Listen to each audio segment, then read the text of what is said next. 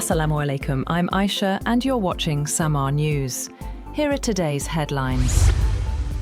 The war in Iran has entered its second week amid intensifying violence and uncertainty, while Israel expanded attacks into Lebanon, displacing hundreds of thousands. The conflict has spread beyond Iran's borders. Israel has targeted both Iranian and Lebanese sites, including Hezbollah positions in Beirut, prompting an unprecedented evacuation of the city's southern suburbs. Explosions were reported across Israel as defences intercepted Iranian missiles and drones. The UAE, Kuwait, Qatar, Bahrain and Saudi Arabia also faced fresh attacks. Iran retaliated with strikes on Israel and Gulf states hosting US military installations.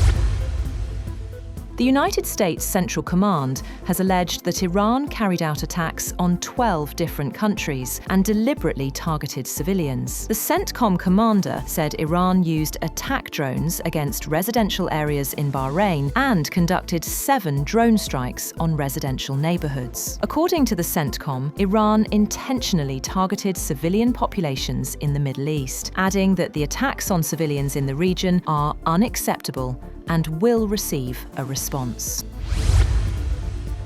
US President Donald Trump has made it clear that there will be no deal with Iran except unconditional surrender. In a social media post a week after launching the war alongside Israel, Trump said, "Once Iran accepts defeat and a great and acceptable new leader is chosen, the United States and its allies would help rebuild Iran's economy."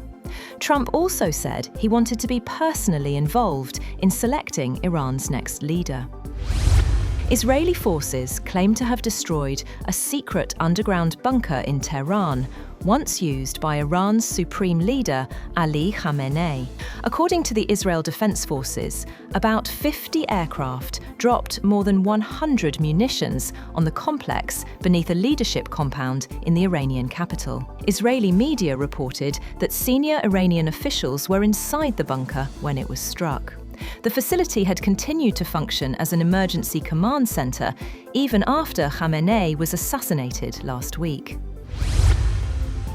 The United States has urged Sri Lanka not to repatriate Iranian sailors rescued after a US submarine sank an Iranian warship this week. The frigate Iris Dina was torpedoed near the southern Sri Lankan port city of Galle, killing dozens of crew members. Sri Lanka has rescued 32 survivors and also detained 208 sailors from another Iranian naval vessel, Iris Bushehr. According to a US diplomatic cable, Washington has asked Anura Kumara Dissanayaka's government not to repatriate the sailors to Iran.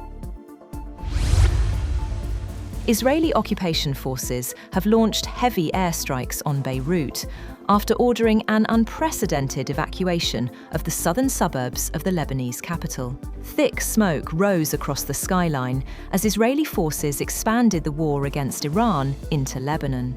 A United Nations official said about 100,000 people have already taken shelter after the evacuation orders.